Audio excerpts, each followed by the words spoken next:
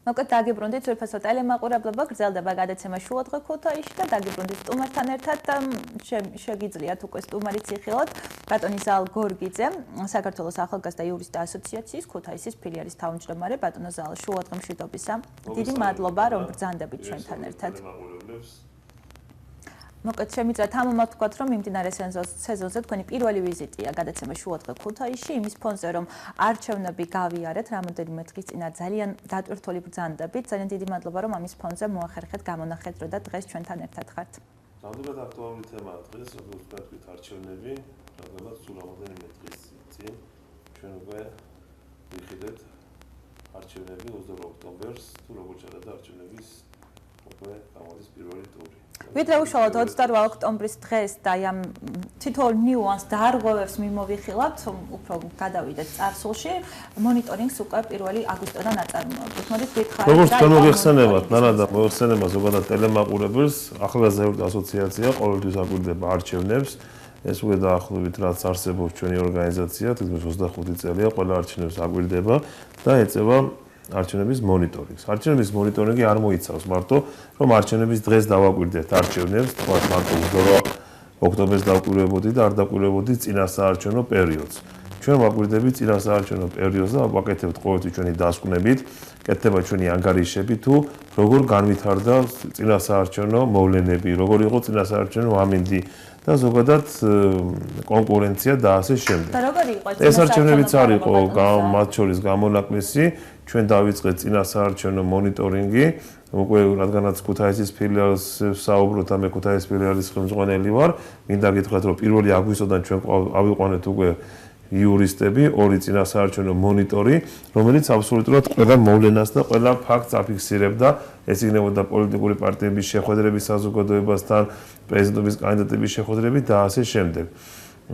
ასევე ჩვენ შევხვდით მათ შორის ჟურნალისტებს, ჩვენთან ოფისში მოვიწვიეთ და გავაცანით ეს წინასაარჩევნო სიტუაციას და თუ რას ვახორციელებდით ჩვენ, ასევე მოვიწვიეთ საოლქო საარჩევნო კომისიის წარმომადგენლები, პოლიტიკური პარტიის წარმომადგენლები, გავაკეთეთ შეხვედრები და ასე შემდეგ. დავით რა მივალთ 22 ოქტომბრამდე რა წინასაარჩევნო გარემო რა ჯანსაღი იყო ეს გარემო წინასაარჩევნო გარემო შემიძლია თქვათ და ეს ჩვენს ვებგვერდზე ძდევს და არის უკვე ამასთან დაკავშირებით ანგარიშები ჩვენი გაკეთებული წინასაარჩევნო გარემოზე მიმდინარეობდა კანონდარღვევებით. პირველი კანონდარღვევები გაკეთდა სწორედ მაშინ განხორციელდა, როდესაც ცენტრალურმა საარჩევნო კომისიამ საოლქო საარჩევნო კომისიაში დროებითი წევრები დანიშნა და სწორედ ჩვენ მაშინ გავაკეთეთ ამის ანალიზი, კვლევა, მოძიება და აღმოჩნდა რომ ეს წევრების ნაწილი იყვნენ ქართულ ოცნებისგან დაახლოებული პირები, მაღალჩინოსნების, თანამდებობის პირების და საჯარო მოხელეების ზოგი მეუღლე იყო, ზოგი ოჯახის წევრები და ასე შემდეგ. ამასთან დაკავშირებით, როცა საუწყებელთაშორისო კომისიაზე ეს საკითხი გავიდა, ამის შემდეგ პირველი დაპირისპირება მოხდა სწორედ ცენტრალურ საარჩევნო კომისიას არ მოუვიდა ჩვენი ორგანიზაცია თვალში ამის გამო და ამიტომ ის კომენტარები რაც ცენტრალურ საარჩევნო კომისიის თავმჯდომარემ გააკეთა თქვენ ჟურნალისტებს კარგად მოგეხსენება და კარგად მოეხსენება საზოგადოებას, მაგრამ შემდეგ ჩვენ წარადგინეთ დადასტურება იმისა რომ თუ ვინ იყვნენ ეს კომისიის წევრები. ეს კომისიის წევრი ყველაზე არაა საუბარი, აქ ნაწილი მაგალითად იმერეთში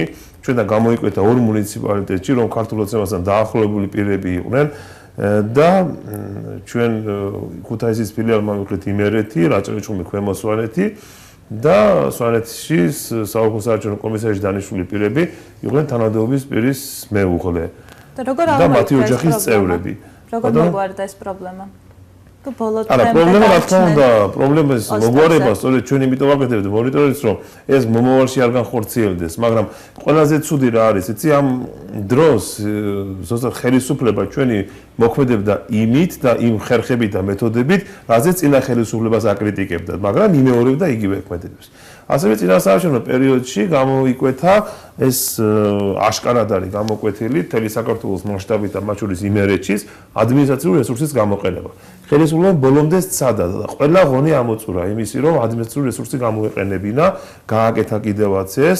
ამას დაკავშირებით ჩვენ წარვადგინეთ საჩივრები ქუთაისის საოლქო საარჩევნო კომისიაში, წარვადგინეთ საჩივარი წყალტუბოს საარჩევნო კომისიაში. ეს ვსაუბრობთ მხოლოდ იმერეთს და დანარჩენ საქართველოს მასშტაბით ოლქებშია წარვდგენილი საჩივრები და საოლქო საარჩევნო კომისიებმა გამოიტანა გადაწყვეტილება, რომელიც ერთფეროვანია.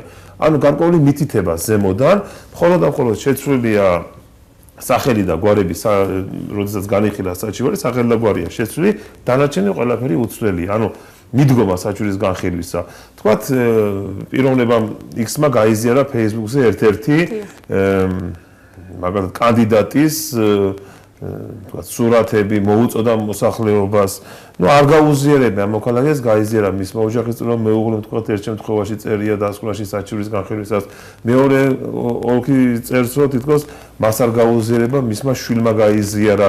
ესე იგი მიდგომა ერთი არის და ტენდენცია ერთია რომ მითითება რაღაც ზემოდან ეგრეთ წოდებულ ჭყალებში და ყველა საოლქო საარჩევნო კომისიას ერთნაირი ის გამოაქვს. ასევე მინდა აღნიშნოთ თერჯოლის საარჩევნო ოლქი, როდესაც არჩევნების დღესაც ეს პირები ეწეოდნენ აგიტაციას, ამას დაკავშირებით ჩვენ მივმართეთ მაშინვე ჩვენმა დამკვირვებლებმა ეს 28-ში ვსაუბრობ უკვე საოლქო საარჩევნო კომისიას, მაგრამ კომისიამ ეს არ აკვეთა და არანაირი ზომები მას დაკავშირებით არ მიიღო.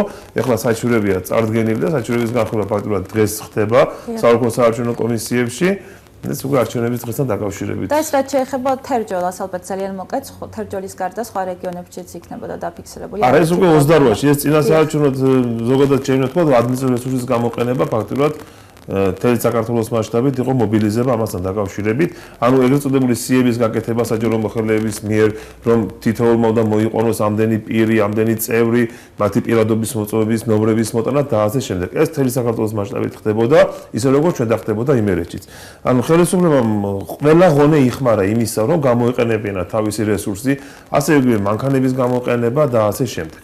ეხლა რაც შეეხება 28 არჩევნების დღე მიმოვიხილოთ. 28 არჩევნების დღეს ჩვენ ვაკვირდებოდით 5 საარჩევნო ოლქს, ეს იყო ქუთაისის ოლქი, ხონი, იყო წყალტუბო, ბაღდათი და თერჯოლა.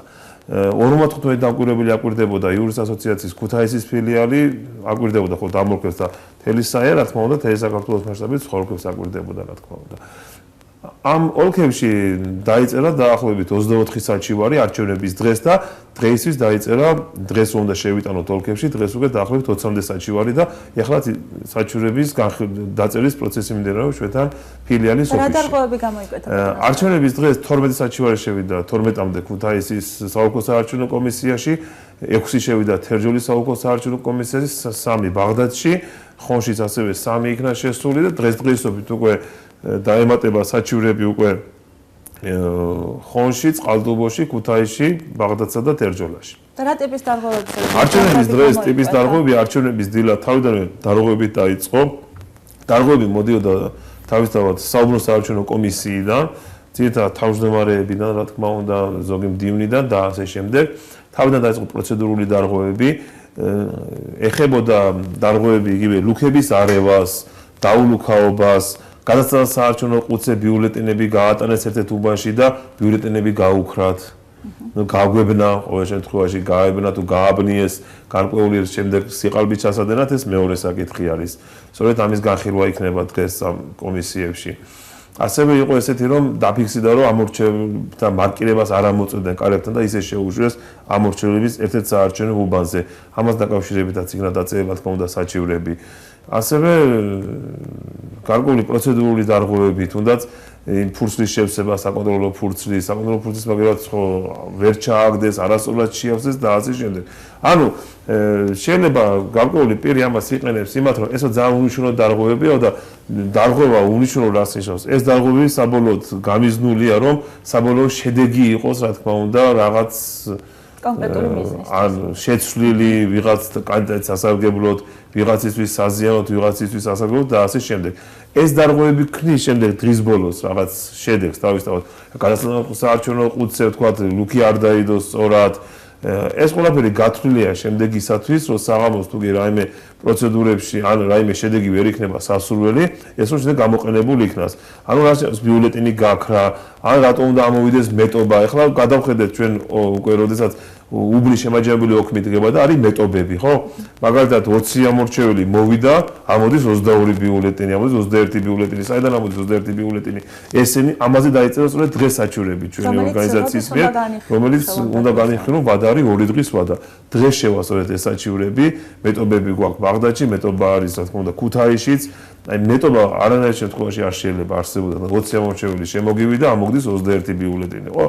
ეს გარკვეულ კითხვის ნიშნებს ბადებს და ეს კითხვის ნიშნები რომ არსებობს, ამიტომ არსებობს წარდგენილი საჩივარი ჩვენს მიერ. ფაქტურად 24 საჩივარი გითხარით და დღეს ფაქტურად 20-22 საჩივარი დღეს შევა ჩვენს მიერ და სულ გამოდის თავისთავად ალბათ 40-45 საჩივარი ამ არჩევნებთან დაკავშირებით. ისო დარღვევით მიმდინარეობდა ეს არჩევნები, ამას ჩვენი ორგანიზაციის მიერ წარდგენილი საჩივრების ამტკიცებს და ამტკიცებს სხვა ორგანიზაციების მიერ წარდგენილი საჩივრები. ეხლა სწორედ საერთაშორისო დამკვირვებლებთან მქონდა შეხვედრა და იქიდან მოვდივარ. მათი შეფასებებიც რა თქმა უნდა იქნება ამ არჩევნებთან დაკავშირებით და თავისთავად ხვდებიან ადგილური სადამკვირვებლო ორგანიზაციები. და განხილვის შემდეგ ან რა პასუხისმგებლობა დაეკისრება? დღეს იქნება განხილვა, დღეს იქნება განხილვა 28 საჩივრების დღეს განიხილება, დღეს შეტანილი საჩივრები განიხილება 2 დღის ვადაში, შეიძლება განიხილოს როგორც ჩათვლის საოლქო საარჩევნო კომისიები, შეიძლება განიხილოს ხვალისათვის, მაგრამ მაქსიმუმი ვადა არის ზეგ, ანუ 2 კალენდარული დღე. და რა სანქციებს ითვალისწინებს? სანქციებს ითვალისწინებს დისციპლინური პასუხისმგებლობა, შენიშვნა საყვედური ხელფასის დაკვითვა და ასევე ჩვენ შეტანილი ყოთა მოთხოვნილი გვაქვს ეს გარკვეულ რაიონებში ადმინისტრაციული პასუხისმგებლობა უკვე, რომელიც ეხება ჯარიმას 500 ლარის ოდენობით. თუ კი გასულ წლებს შევადარებთ მიმდინარე არჩევნებს, რა შედეგი გამოიკვეთა, როგორ გავიზარდეთ, რამდენად ეხლა შემიძლია გასულ წლებს შევადაროთ 20 წლის წინანდელი მდგომარეობა, 15 წლის წინანდელი მდგომარეობა განსხვავდება. დღეს თქვა საარჩევნო გარემო არის, რა თქმა უნდა დახვეწილობაზეა უდავოდ არაა საუბარი. საარჩევნო კოდექსიც უკვე სხვაგვარად არის რეგულირებული. ეს რა თქმა უნდა უკეთესია, რა თქმა უნდა, თუ კი 15 წლის წინანდელი და 20 წლის წინანდელი არჩევნებს შევადარებთ. მაგრამ თუ შევადარებთ წინა არჩევნებს, საარჩევნო კოდექსში შევიდა გარკვეული ცვლილებები, რომელიც გარკვეულად ერთ-ერთ მხარეს უმსუბუქებს მდგომარეობას და ზოგადად საარჩევნო პროცესს არ თულებს. ეს ბოლოს შევიდა, ეს ამ წელს შევიდა ეს ცვლილებები, რომელიც რა თქმა უნდა არ უნდა შესრულიყო, არ უნდა განხორციელებულიყო. და რა სიტყვით ზოგადად არჩევნები შედგა? რა თქმა უნდა არჩევნები შედგა ზოგადად ეს უდავოა მშვიდობიან სიტუაციაში, მშვიდობიან გარემოში. აი მე ესეთი დარღვევა თავისთავად ყველა ვიცით რომ ხმაური ყოველ შემთხვევაში ისეთი როგორც ადლიწრებში ხდებოდა, თუ კი გადავხედავთ ჩვენს საარჩევნო ისტორიას მოყოლებული ამ 91 წლიდან ხო ასეთი ფაქტები თავისთავად არ ყოფილა, მაგრამ ის დარღვევები, რომელიც ხდება, არის სწორედ ხელოვნურად შექმნილი, ეს დარღვევებიც არ უნდა მოხდეს. ამის ბევრი მიზეზი არსებობს. წინასწარი გათვლა რაღაც შედეგისათვის დარღვევა ხდება. ან მაშინ თუ კი ვინმე შეგვეწინააღმდეგება და წინასწარი გათვლა ამ დარღვევებისთვის არ იყო, თქვა ერთ-ერთი უბანი ავიღოთ, თუ კი წინასწარი გათვლა არა გაქვს შენ საღამო შედეგისათვის, მაშინ ყავს არაპროფესიონალი კომისია. არაპროფესიონალი თავმჯდომარე, არაპროფესიონალი მდივანი, არაპროფესიონალი კომისიის წევრები და მაშინ სხვა პრობლემა არის, ხო? მაშინ ეს საკითხი უნდა მოწესრიგდეს, მაგრამ დაახლოებით შემიძლია ვთქვათ, რომ არაპროფესიონალიზმზეა საუბარი ეს ბოლო პერიოდი, ბოლო 5 წელიწადია, რომ ძალიან უჭირთ ზოგ კომისიას გარკვეულ უბნებში, უჭირთ პროფესიონალიზმი აკლია საარჩევნო სისტემას. არ ცოდნა, ეს არის მთავარი პრობლემა კომისიებში და ეს რა თქმა უნდა გამოვლენილი არის და დამტკიცებული არის. ბატონო ზავიდრე დაგემშვიდობებით, შეიძლება დაელოდებით თუ არა საჩივრების რაოდენობა გაიზარდოს, თუ ამ რაოდენობით არა, დაახლოებით ამ რაოდენობით 24 შევიტანეთ იმ დღეს და დაახლოებით როგორც გითხარით დღეს ქუთაისის ოქმებს გავდივარ და რამდენი დაიწერება ზუსტად ვერ გეტყვით, მაგრამ 20 საჩივარი შევა დღეს დამატებით, ეს იქნება ფაქტურად 44-მდე წარდგენილი საჩივარი 5 საარჩევნო ოლქში. ძალიან ბევრია თუ ძალიან ცოტაა 5 საარჩევნო ოლქისთვის? თუ გვეპატიება. რაც უფრო ნაკლები იქნება, მით კარგი არის, რა თქმა უნდა. გვეპატიება რა საკეთებს? ანუ არ არის ისეთი გადაჭარბებული რაოდენობა, რომელსაც ელოდით. ეს დარღვევას ელოდებოდით ჯამში. არა, საკმაოდ ბევრი დარღვევებია, ხო, საჩივარი რაც ნაკლები იქნება წარდგენილი, მით უკეთესია. საერთოდ და რაც მეტია საჩივარი, და ისიც არ არის, საჩივარს გააჩნია, ხო, შეიძლება დაწერო ნებისმიერ რამეზე, რაც გადასაჩივრებელი არ იყოს. და მარტო ის არ არის, ჩვენთვის არ არის მნიშვნელოვანი საჩივრების რიცხვი იყოს, ხო? მონიტორინგს და საჩივარს მიტოვ წერთ, რომ მომავალი არჩევნებისთვის შეიძლება რაიმეს დახვეწა ჭირდება, ცვლილების შეტანა ჭირდება, რა პრობლემა გამოვლინდა, ანუ მომავალი არჩევნები როცა ჩატარდება თქვა რამოდენიმე წლის შემდეგ ან შესაძლებელია სულად რიგარეში არჩევნები მივიღოთ, არ ვიცი რა არჩევნები გველოდება, ხო? არა, აღარ პრეზიდენტის არჩევნებზე გველოდება, შემდეგ ხო საპარლამენტო არჩევნები და ასე შემდეგ, მაგრამ ამიტომაც დაიდოს დასკვნა დაკვირვები და საჩურის ფონზე საჭირდება დახვეწა საარჩევნო კანონმდებლობას. იქნებ კოდექსშია რაიმე ცვლილება შესატანი, იგი რაიმე დადგენილება მისაღებით CSGO-ს მიერ რაღაც საკითხთან დაკავშირებით. ეს არის ჩვენი მიზანი, თუ რა ის კი არ არის მიზანი, რომ თქვა, რა შეიძლება ბევრი საჩივარი დავწერეთ, ბევრი საჩივარი დავწერეთ რა, ეს ჩვენთვის არანაირი პლუსი არ არის და თავარი ჩვენი მიზანი ამ დაკვირვების არის, რომ უფრო დახვეწილი კანონმდებლობა მივიღოთ, თორემ ის რომ საჩივარი დავწერეთ, თქვა 100 და 200 ეს საერთოდ არ ქმნის არანაირი ფონს. არც ხულებს არ ვიწერთ ჩვენ ამით იურისტ ასოციაცია და არც ვინმე ამისთვის რა თქმა უნდა მადლობას არ გიხდის, უბრალოდ მადლობის გადახდა ისა ჩვენთონა ვართ იმ სადარაჯოზე, კანონის უზენაესობის სადარაჯოზე, რომ რა ცვლილება საჭირო მომავალი არჩევნებისათვის. ამ საჩურების ფონზე, ამათ განხილვის ფონზე რო გაკეთება ჩვენს მიერ, ეს იქნება საკანონმდებლო წინადადება, საკანონმდებლო ინიციატივა, თუნდაც რეკომენდაცია, თუ რა უნდა გააკეთოს CSGO მომავალი არჩევნებისათვის. სად უჭირს ჩვენ საარჩევნო კანონმდებლობას, სად არის ცვლილების შეტანა საჭირო და ასე შემდეგ. აი ამისთვის კეთდება ჩვენი მონიტორინგი და არა იმისთვის, რომ მართ საჩუქრების რაოდენობა ამდენია და საზოგადოებას ესვამს. მოდით ვისურვოთ, რომ ეს ნიუანსები შემდგომისთვის იყოს გათვალისწინებული, თქვენ ძალიან ბევრ წარმატებას გისურვებთ და კიდევ ერთხელ დიდი მადლობა, რომ იყავით ჩვენთან ერთად. მადლობა, გაიხარით. ზურფასო ტელემაყურებლებო, ბატონი ზალ გორგიძე, საქართველოს ახალგაზრდა იურისტთა ასოციაციის ქუთაისის ფილიალის თავმჯდომარე ყავდა გადაცემაში სტუმრად, რომელსაც მე აქვე დავხსნებოდა, თუმცა რამოდენიმე წუთში კვლავ დაგიბრუნდებით სტუმრებთან ერთად, დამელოდეთ დროებით.